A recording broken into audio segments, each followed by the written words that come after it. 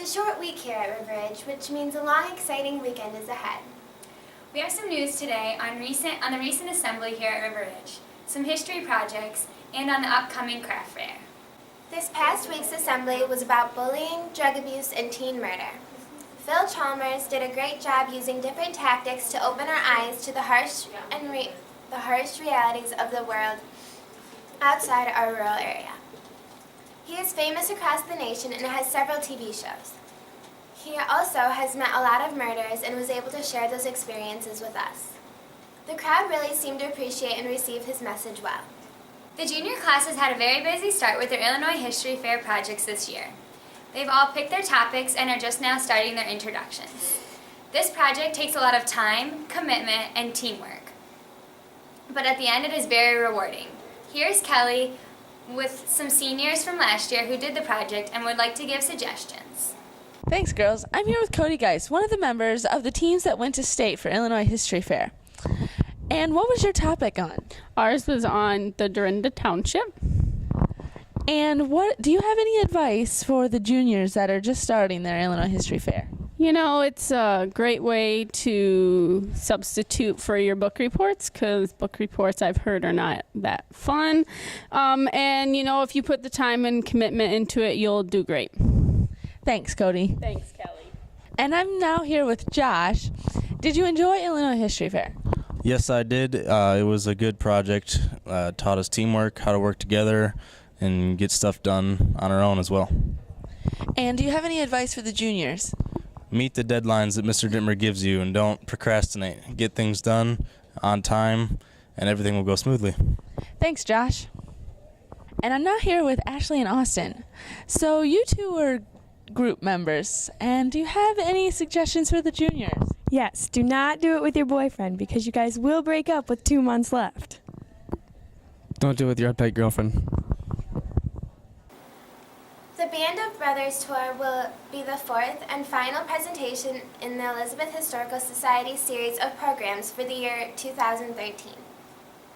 Esther Heidenreich will be presenting this World War II program, which invites the general public to walk in the footsteps of the men of Easy Company.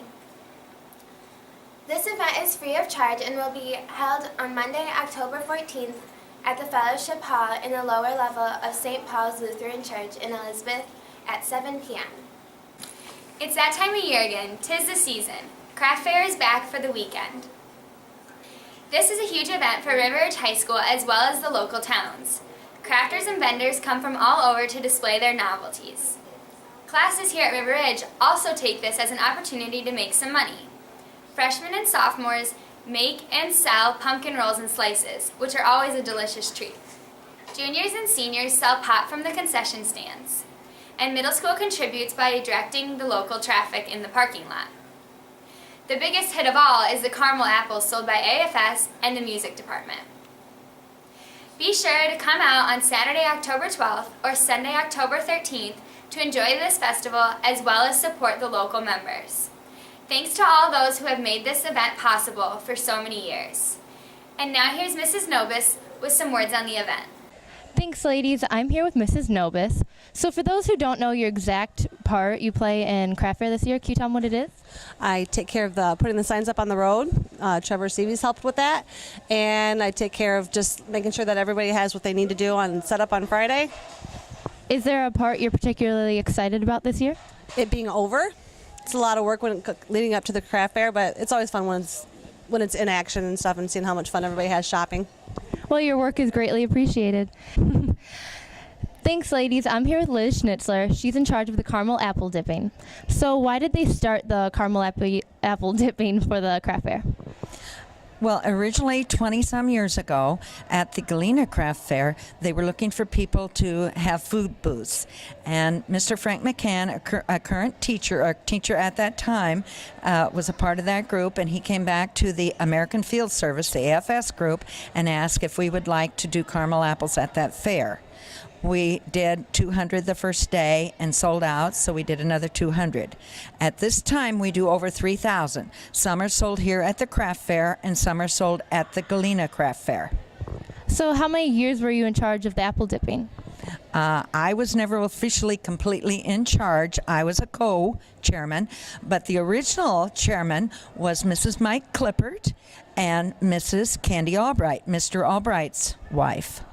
And do you have any predictions for how many apples will be sold this year? Well, we're hoping all 3,000. We usually do sell all 3,000 without a problem. Well, I hope we do. Thank you. Thanks, guys. With the River Ridge Scales Mound golf season wrapping up this week, the team took some time to look back on the memorable season. This year, the River Ridge Scales Mound golf team had many ups and downs. The team claimed their first win in 3 years, but ended their season with a record of 1-9. River Ridge held 4 of the 6 places on the team. The team was made up of freshmen Carter Wild and Bree Lehman and sophomores Timmy Strait and Nate Brown from River Ridge, and Aaron Sagafis and Brady Staver from Scales Mound. From their practices at Storybrooke to their conference meet in Byron, the Cats have seen much improvement in each of their players. At the conference meet in Byron, Nate Brown claimed the lowest score of the meet for the Wildcats, shooting a 95, with Aaron Sagafis coming in only 1 stroke behind Nate, shooting a 96. The meet prepared the Cats for their regional meet in Galena. The boys' meet was held on Tuesday, and Aaron Sagafis claimed the lowest score of the meet for the Wildcats, shooting a 104, with Nate Brown coming in only 5 strokes behind him, shooting a 109. Being the only girl on the team for the Wildcats, freshman Bree Lehman competed in the girls' regional on Wednesday, and we hope to hear good news from them. A special thanks goes to Carter Wild's mom, Darcy, who gave us a few pictures to share with you guys from the regional and conference meets.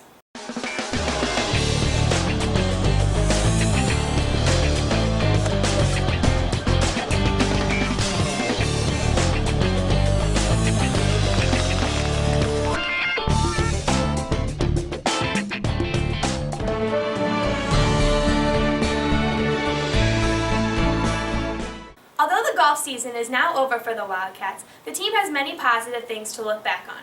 This team has claimed their first win in 3 years, and that alone is something positive. With most of the team being underclassmen, we look forward to seeing what they can accomplish in the years to come. So Katie, what happened with the volleyball team this week? We had 2 more conference games. Before we discuss those games though, we would like to show you some of the video from last week's games against West Carroll and Eastland. To start out the West Carroll game, Tegan aces her serve.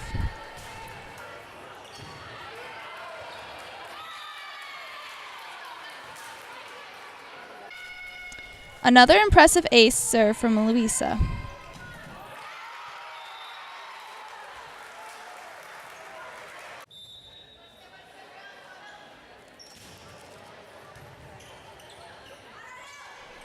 A nice dig from Carissa and a kill from Louisa would end the game in a win for the Cats.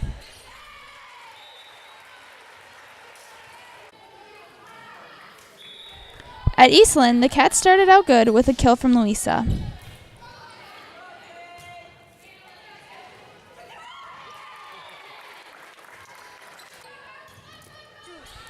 An awesome block from Louisa results in another point.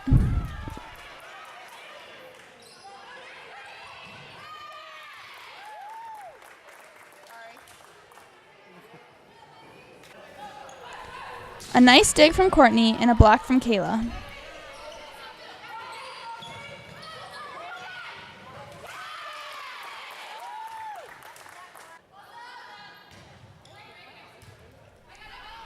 Tegan has a back row kill. Tuesday night, the volleyball team played the Leewood Panthers and took a hard-hit loss. The ending scores of those games were 14-25 and 18-25. Thursday night, the volleyball team played against the Warren Warriors for the second time this season. We will have the results from both those games next week. Thanks, Katie. Now here's to Colton with football. Thanks, Ashley. Last week, the Cats took on the East Dubuque Warriors. Unfortunately, the Cats lost 28-7. Let's take a look at last week's highlights.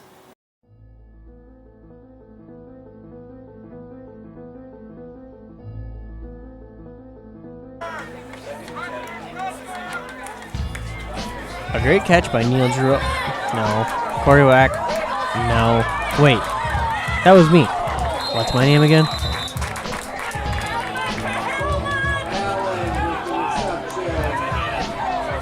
Great teamwork would come into play as Alex Clayflat kipped the ball and Brendan Dawson would get the interception.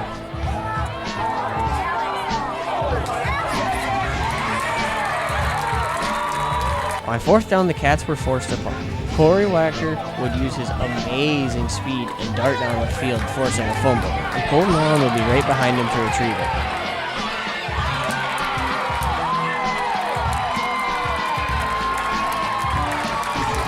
Austin Thorson would get just a little bit too excited about the fumble recovery.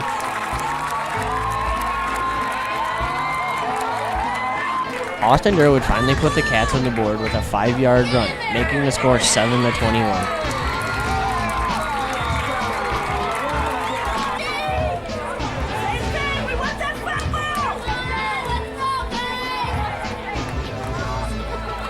Riley Hepperly would have a great touchdown saving tackle.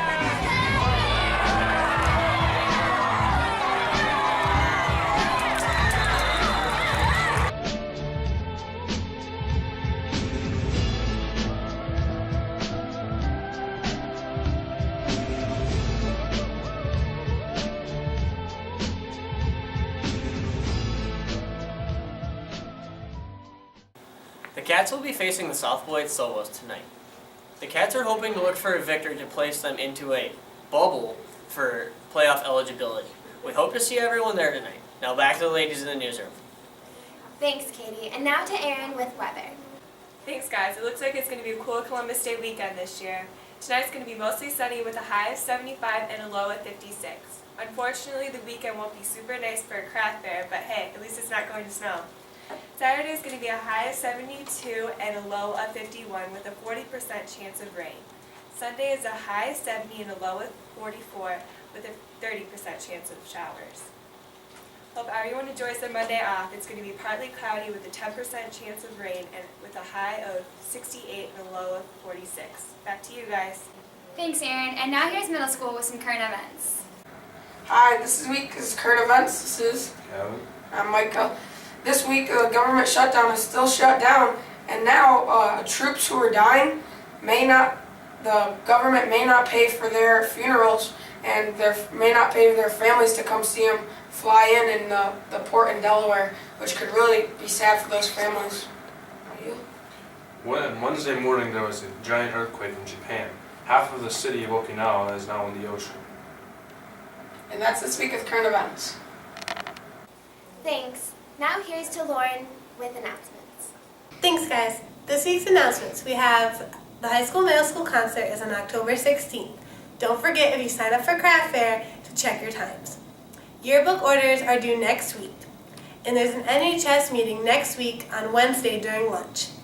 Don't forget to think about your costumes. Mr. Vandigo says to. Happy selling at the craft fair, says Miss Ines. And current events, your 9 weeks projects are due next week, and you have a test in Western Civ, Sociology, and Geography next week. Back to you guys. Thanks for the updates, Lauren. And now here's Mr. Vandigo with our joke of the week. Hey Mia, What? what's red? It smells like blue paint. Oh. Red paint. That was a great joke. I don't care what you say. I think it was dumb. Yeah, you're right. Thanks for watching This Week at River Ridge. Enjoy your 4-day weekend, and as always, we'll try to do better next time.